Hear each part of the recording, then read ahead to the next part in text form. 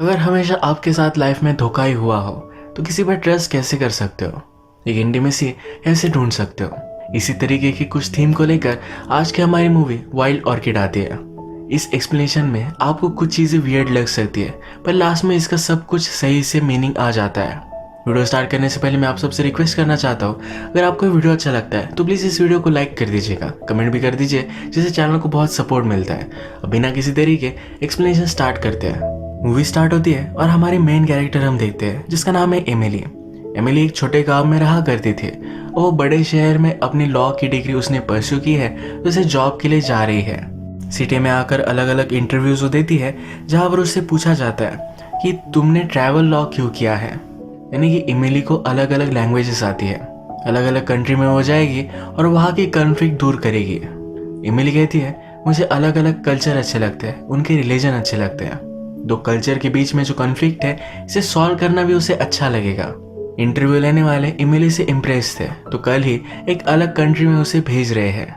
ये अब अफ्रीका जाने वाली है। नेक्स्ट डे वो उसके कलीग से मिलती है, जिसका नाम है क्लॉडिया। क्लॉडिया अफ्रीका में जो भी डील हुई है, जो भी कॉन्फ्लिक्ट हुए हैं, इस सब के बारे में एमिली को बता देती है। ये अफ्रीका पहुंचते हैं और एमिली को ये जगह बहुत ही अच्छी लगती है।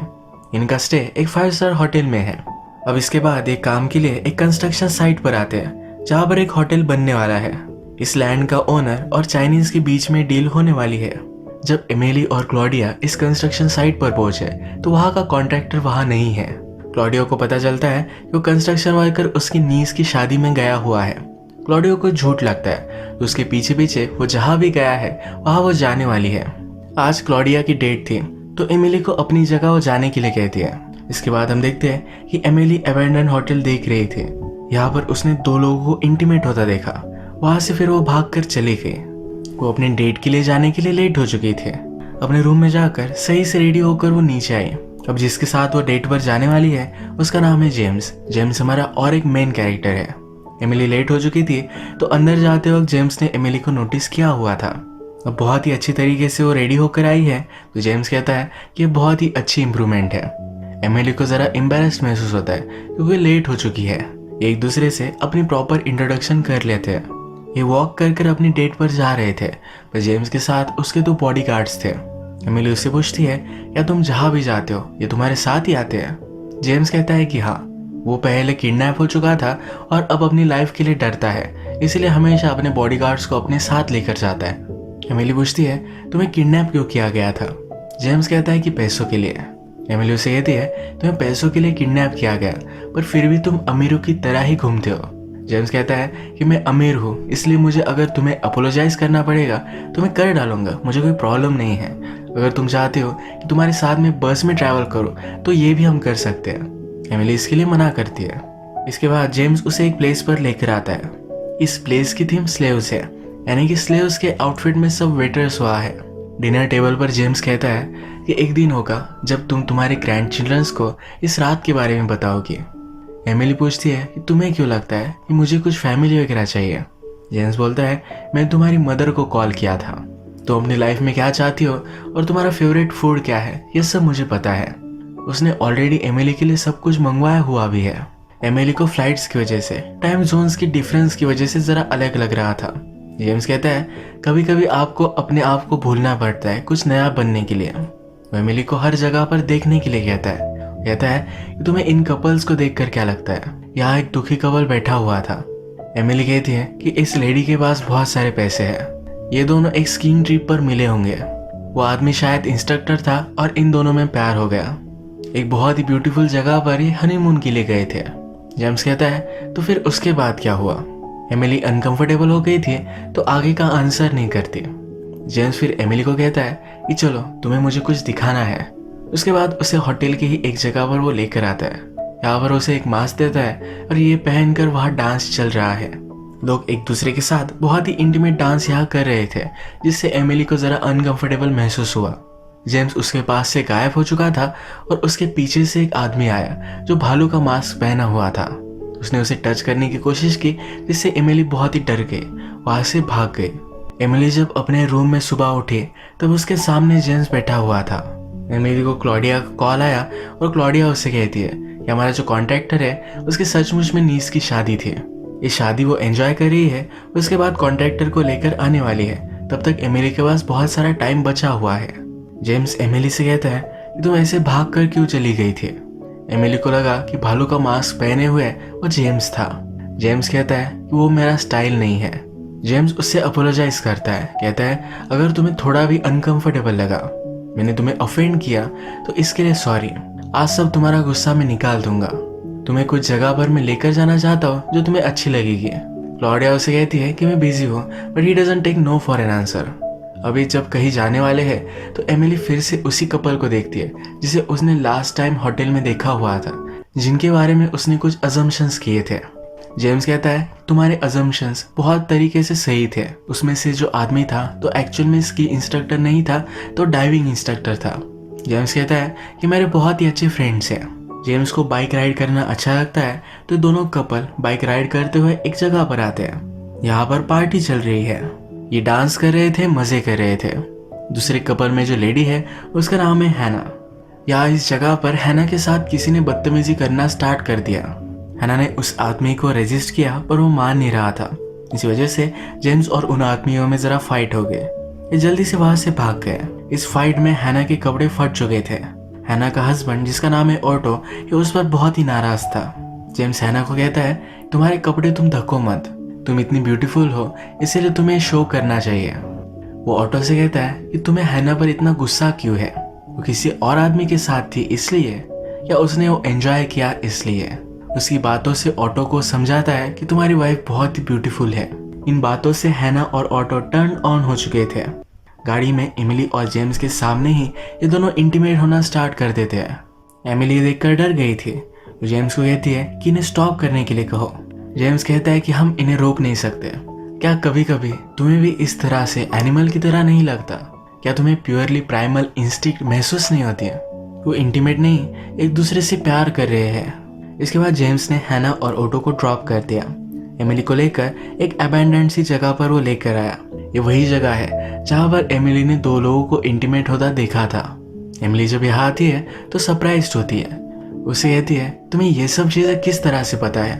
यानी कि जेम्स को एमिली की फेवरेट फूड के बारे में पता है, उसके प्रेफरेंस के बारे में पता है। वो डायरेक्टली उसके रूम में भी घुस आया था। जेम्स कहता है तुम में बहुत ही इंटरेस्टेड हो, ये जगह तुम्हें इंटरेस्टिंग क्यों लगी ये मुझे जानना था।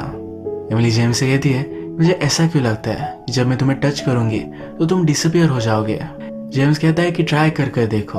उसके पास गए, उसे गले लगा लिया। जेम्स को ये अच्छा नहीं लगा।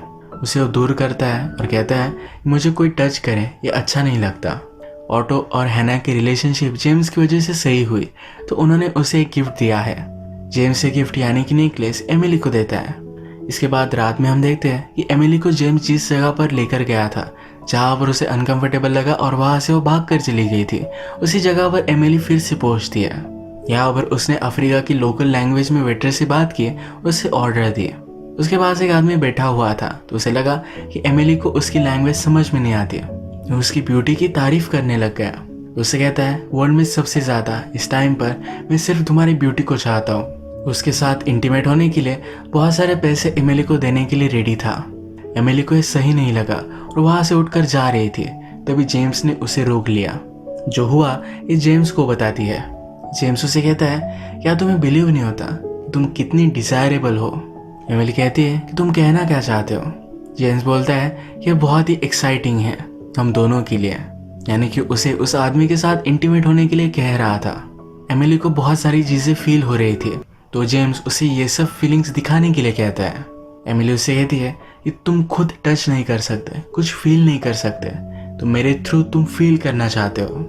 इसके बाद एमिली उस आदमी के साथ एक रूम में गई और उसके साथ इंटीमेट हो गए। ये सब जेम्स देख रहा था। इसके बाद हम देखते हैं कि क्लॉडिया अपने कॉन्ट्रैक्टर को लेकर फिर से अफ्रीका में आ चुकी है, क्योंकि आज डील होने वाली है। जब डील कंप्लीट करने के लिए ऑपोजिट कंपनी वहां पहुंचती है, तो इन लोगों में से एक आदमी वही है जिसके साथ एमिली कल रात इंटीमेट हुई थी। फर्स्टली वो उसे पहचान नहीं पाता, पर बाद में पहचान ही लेता है। एमिली इस सिचुएशन से अनकंफर्टेबल हो गई और वहां से उठकर चली गई। क्लॉडिया भी सबसे एक्सक्यूज लेकर उसके पीछे पीछे आती है। जो भी सब कल रात हुआ था ये सब एमिली उसे बता देती है। इस पर क्लॉडिया हंसने लग गई थी। उससे कहती है इससे ज्यादा कुछ फर्क नहीं पड़ता। ये फिर से डील करने के लिए आते हैं। ऑपोजिट कंपनी कुछ ज़्यादा चीज़ें मांग रही थी। जिस आदमी के साथ एमिली इंटीमेट हुई थी उस आदमी को क्लॉडिया जानती है। क्लॉडिया उसे कहती है, तुम अपने बिजनेस ट्रिप पर अलग अलग जगह घूमते रहते हो, तुम्हारी वाइफ को लोनली लगता होगा, तो तुम्हें बहुत ही मिस करती है। मैंने लास्ट वीक उससे बात की थी, पार्टी में भी हम मिलने वाले हैं। यानी कि क्लॉडिया उसे ब्लैकमेल करती है कि एमिली और उसके बारे में उसकी वाइफ को बता देगी।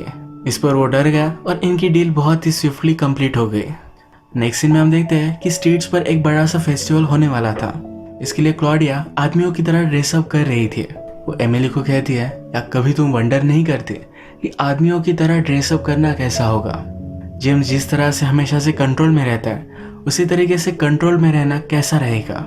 एक्चुअल में जेम्स और क्लॉडिया में रिलेशनशिप थे। क्लॉडिया एमिली से पूछती है कि तुम्हारे और जेम्स के बीच में कुछ हुआ था? जब क्लॉडिया और जेम्स रिलेशनशिप में थे तो जेम्स ने क्लॉडिया को कभी टच नहीं किया। क्लॉडिया जेम्स को लेकर बहुत ही इंट्रिग्ड थी। जेम्स के बारे में सब कुछ जानने के लिए उसने प्राइवेट इन्वेस्टिगेटर भी लगाए हुए थे। उससे उसे पता चला कि जेम्स एक ऑर्फन है। जेम्स जिस तरह से क्लॉडिया के साथ डिस्टेंट था तो क्लॉडिया भी देखना चाहती थी कि वो एमिली के साथ भी उसी तरह से डिस्टेंट है। जैसा उसने एंटिसिपेट किया था वैसा ही हुआ है। वो एमिली से पूछती है कि जब तुम उस आदमी के साथ इंटीमेट हो रही थी या जेम्स तुम्हें देख रहा था? यहाँ से हमें पता चलता है जेम्स हमेशा गेम्स खेलता रहता है। जब एमिली और क्लॉडिया फेस्टिवल में जाने के लिए रेडी हुए तभी उन्हें न्यूज़ मिली कि जिस होटल पर वो डील करने वाले थे ये जेम्स ने बाय कर लिया है। क्लॉडिया जेम्स पर बहुत ही नाराज़ हो गई क्योंकि उसने जानबूझकर किया हुआ था। अब जो डील करने वाले थे इस डील में बहुत बड़ा प्रॉब्लम हो चुका है, पर फिर भी ये डील कंप्लीट करने के लिए वहाँ पहुँच गए। इस चीज़ के बारे में ये दोनों ज़्यादा सोचना नहीं चाहती थी, इसीलिए रात में फेस्टिवल में बहुत नाची। इसी फेस्टिवल में एमिली जेम्स को भी नोटिस करती है। उससे पूछती है ये सब तुमने किया क्यों? जेम्स कुछ भी ना कहे हुए वहाँ से चला जाता है। सुबह हम देखते हैं कि एमिली क्लॉडिया के साथ थी। क्लॉडिया बीच पर एक लड़की को नोटिस करती है। उसके साथ उसे इंटीमेट होना था तो अपने रूम की चाबी फेंक देती है। वो एमिली को कहती है कि उसकी लैंग्वेज और हमारी लैंग्वेज अलग है, तो ट्रांसलेट करने के लिए तुम भी यही रुको। उसके बाद क्लॉडिया इस लड़की के साथ इंटीमेट हो गए और जब वो एमिली के साथ भी इंटीमेट होने वाला था तभी जेम्स ने उससे रोक लिया। जेम्स यहाँ से फिर जा रहा था तो एमिली गुस्सा होकर उसके पीछे आई। उसे पूछती है तुम ये सब करते क्यों हो? ताकि लोग तुम्हें डिसअपॉइंट कर सके, तुमने ये सब प्लान किया था। जेम्स कहता है कि तुम में बाकी सब लोगों की तरह ही हो। वहाँ से फिर वो चला गया। जेम्स किसी के साथ भी कनेक्शन बनाने से पहले उनकी टेस्ट लेकर उन्हें सही से जान लेना चाहता है। एमिली पर वो चिढ़ गया था और उससे दूर जाना चाहता था, पर उसे एमिली की याद आ गई। जेम्स की वजह से एमिली की डील कंप्लीट नहीं होगी। जेम्स ने जो होटल बाय किया था वो एमिली को गिफ्ट कर देता है। अब उसे प्रॉब्लम नहीं आएगा। जेम्स बीच पर था तो एमिली भी उसके पास आती है। जेम्स उसे कहता है ये सब कितना ब्यूटीफुल है, पर उससे ज़्यादा डेंजरस भी। ये एमिली की ब्यूटी के बारे में बात कर रहा था। एमिली उससे पूछती है तूने मुझे होटल वापस क्यों दे दिया? जेम्स कहता है तुम्हारे लिए बहुत ही इम्पोर्टेंट था इसलिए। जेम्स अब यहाँ से जाने वाला था पर वो जा नहीं पाया। एमिली के फूल लेकर उसे वो मिलने के लिए आता है। वो सब कुछ चीज़ें कन्फेस करने लगता है। कहता है जब मैं छोटा था तो मेरे फादर के साथ एक छोटे से रूम में रहता था। एक दिन उसके फादर उसे अकेला ही छोड़कर चले गए। उसने जान लिया था इस लाइफ में मनी ही बहुत ही इम्पोर्टेंट है। बचपन से वो बहुत ही मेहनत करने लग गया और बहुत सारे पैसे उसने कमाए। 17 साल का था तब एक बड़ा सा हाउस बाय कर लिया।